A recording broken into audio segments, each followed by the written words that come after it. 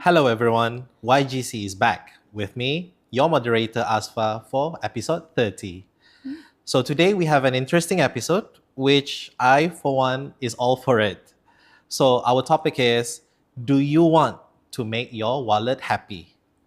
So, definitely while you're having your favorite matcha, your favorite coffee, all of a sudden, you're thinking, looking at your wallet, your bank account, where did my money go? So that's the usual question that we all usually have. So today we're breaking down some simple budgeting tips and tricks, starting today, and sharing her own personal and practical tips. For us today, we have an interesting guest for an interesting episode. Welcome, Michelle. Okay. Hello, thank Hello. you, Welcome to the show. Aspa. And yeah, I'm back in YGC Speaks. Happy to be back. All right. So let's get right into it, shall we? Sure. Okay. So a lot of fear, a lot of stigma, especially when people hearing the word budgeting. Okay, so because they're all thinking that whenever we do budgeting, it's like something like a strict diet, and you can't have fun anymore. Correct. So how do you want to help ease the stigma in terms of the fear of budgeting? Yeah. You're right when you say that when people hear budget, they will always think of, okay, this is sacrifice. This is not good. Like what you said, health, like diet and all, like you will not be eating. I will be deprived of things, right? But if you would come to look at it, we are dieting because we wanted to have a better health, or Correct. we wanted to bring back the nice, that we will be confident Correct. with our body. So we are sacrificing because we want something good to happen in the end. So it's the same thing with budgeting. We are planning so that we will not have worries and fears in future. Correct. Budgeting is actually like preparing, planning so that you have enough to enjoy in the end. So if you would look at it in that way, that at the end of the tunnel, there's a reward after that, then budgeting will not be a sacrifice or something that you will feel like you are deprived. A burden. A burden for you. And actually, if you do the right budgeting, you can still enjoy. It doesn't mean that when you budget, you will deprive yourself of every fun or entertainment or things that like I want matcha and I can't drink it because I'm budgeting. It's not really like that. When you plan and you have like set the financial limits, yes. and boundaries that you have because you're planning and you have savings as well. At the end of the day, you can also put a small amount like for my Fun budget. Yeah, fun Yeah. budget, correct. You will have your own fun budget. So it's not necessarily all sacrifices. You can still put that, but when you say you budget, you have set aside an amount and you have a limit to it. Correct. And then the other important things also, you have set, Different, like yeah. there are fixed expenses, there are like essential expenses and non-essential expenses. If you have that and you have kept that properly planned and budgeted, you will still enjoy. Correct. And you will enjoy without guilt. I think one of the things people get scared of budgeting, I think if they are stuck with the traditional plan, traditional way of budgeting, yeah, that might be it. Correct. Maybe they can introduce to themselves a different way of budgeting, much more fun way. Exactly. That's why I'm saying you can also include fun in your budgeting. Exactly. As long as you know your limits and then you know that there are essential things that you have to prioritize when you're doing it. It's actually a good way to reward yourself actually in future. Exactly, exactly. So definitely, I mean, when we hear about this money habits, especially, what do you think usually people have, struggled with? The kind of money habits that people struggle with. I think nowadays, like there are many impulse buyers, right? Because everything is so accessible, so convenient, like online shoppings, Like, okay, you browse, you saw this, wow, add to cart, Add to shop cart. now. Yeah, exactly. Everything is so easy. And because of this, people, especially those who are impulsive and those who are always in social media and they think that I should have this and that. That's the negative I part of think that. having this, accessibility, Mm, I think that clearly it becomes a much more challenging for us who wants to do a yes. budgeting. Correct. Yeah. That's why if you know what are the essential things that you need to buy, and this one actually is not really essential, and you're hoarding so much of these things, like you already have five maybe pairs of shoes, then you saw one, oh, another color. Yeah. All right. Another So color, and then when you look at probably at the shopping cart, there's another five also. there's another five also. There are people who like just it's like an emotional trigger, right?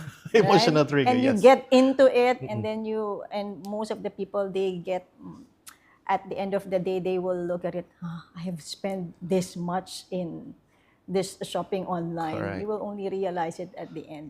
So that's something the money habit that maybe we should try to Most look. people nowadays that they Yeah. struggled with. Yeah. They struggle with that now. So, okay, so let's. It's like an addiction. It's like an addiction in a way. All right. So assume that I'm first time, wanting to do my first budgeting. Okay. What advice can you give to me?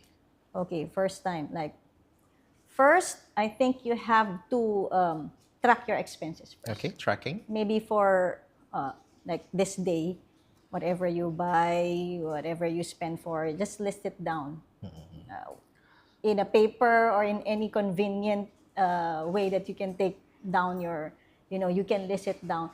You started a day, then you go for a week, and then from there, you will already realize where you are spending More or less, or perhaps. Yeah. less, or sometimes you have been missing more important things that you need Correct. because you are buying something else that are not essential. So you start with that first, and then when realization comes into place, Yes. then that's the time that you can, that's the motivation. Okay, I have to start budgeting now. Budgeting. Sometimes what we do is only after we have discovered we are in a huge debt, only you will realize I should have Budgeted early. early. Yeah, yeah. Or I could have saved more if I started early. Started early, and then I could have spent less on this if I Yeah. had less need to buy this Correct. particular After only stuff. seeing everything, Correct. because you're not recording it, you will just realize, my wallet is now full of receipts. No more money. Correct. So, speaking about the receipt, so I mean, just now also you did doing like this. You did with the hand gesture. So, is using pen and paper is your first choice of doing budgeting, or especially for beginners? Do you think pen and paper is the best way, or they can directly go using technology?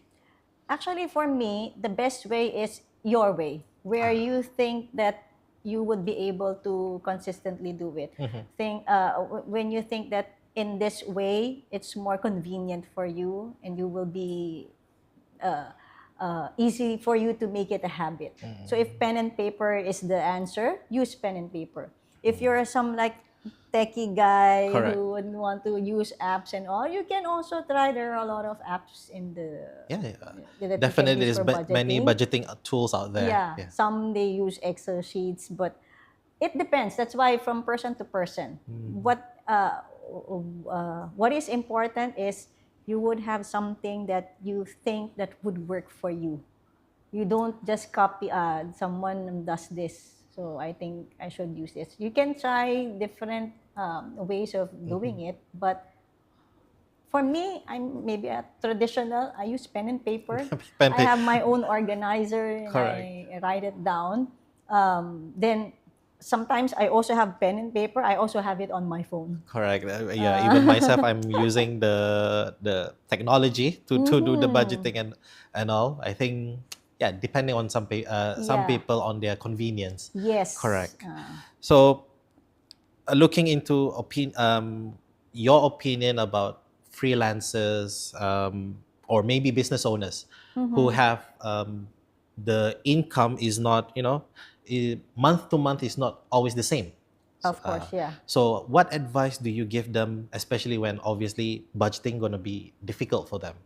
Especially, let's say for example, a freelancer.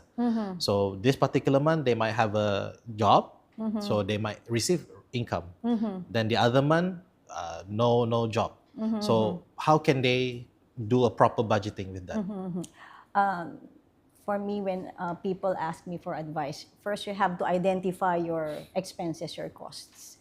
What the fixed one meaning the monthly amount is the same and it's essential. You have to pay for it, like maybe loans or the internet or whatever you're paying fixed and it has to be paid monthly. You have to record all of those. So fixed, essential, there are variable expenses also. And when you're talking about like maybe small business or person, yes. you have to identify first where your cost category is.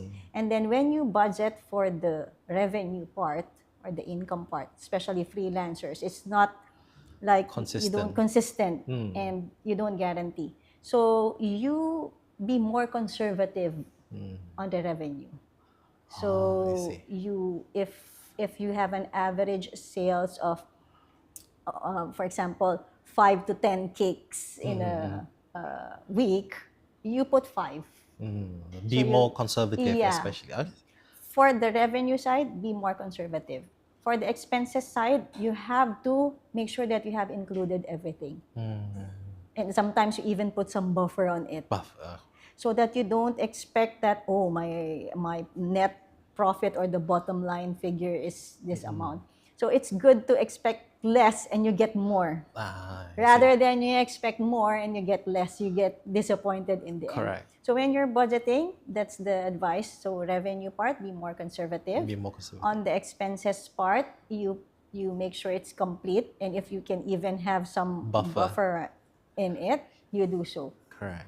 And then track and then see based on past experiences as well. You decide and forecast. Okay. All right. So just now in an earlier part of the show, I mentioned interesting topic from an interesting person. So definitely now we want to know your maybe the most easy and the practical way of saving hacks. Do you have anything for us? Saving hacks. Yeah.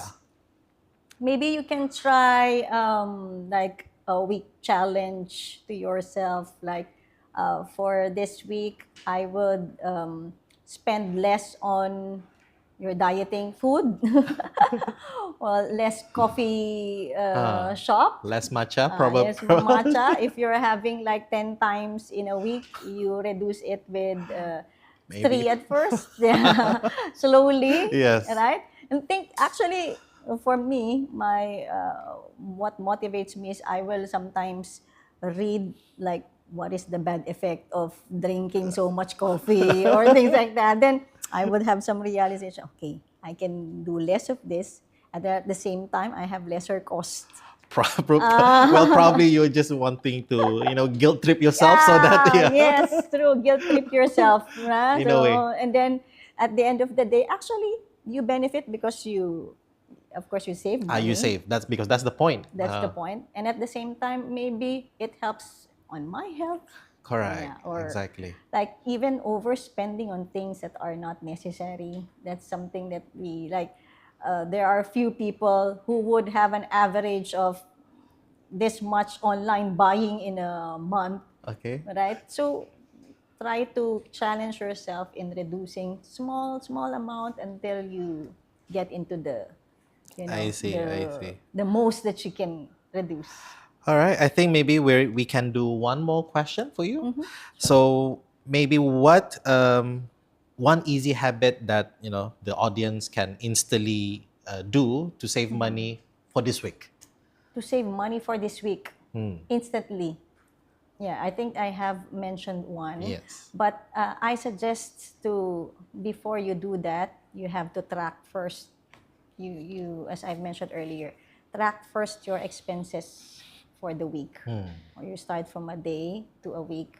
And then from there, you can see where you are spending more or where you can reduce, Where you can save. where you can save. Actually, when you're budgeting, it's also good to have, like, if you would ask me, what I normally do is when I budget, I also budget for my savings. And when I have the savings there, everything else I will spend happily. Happily. Happily. I can Because put the main thing you already done. the main thing I've already done. So I don't have guilt feelings of buying or eating out or doing a movie or whatever spent on those not essential, Not essential. but it makes us happy. So we also include it there. But I have the savings there. Like I have already put the Something aside.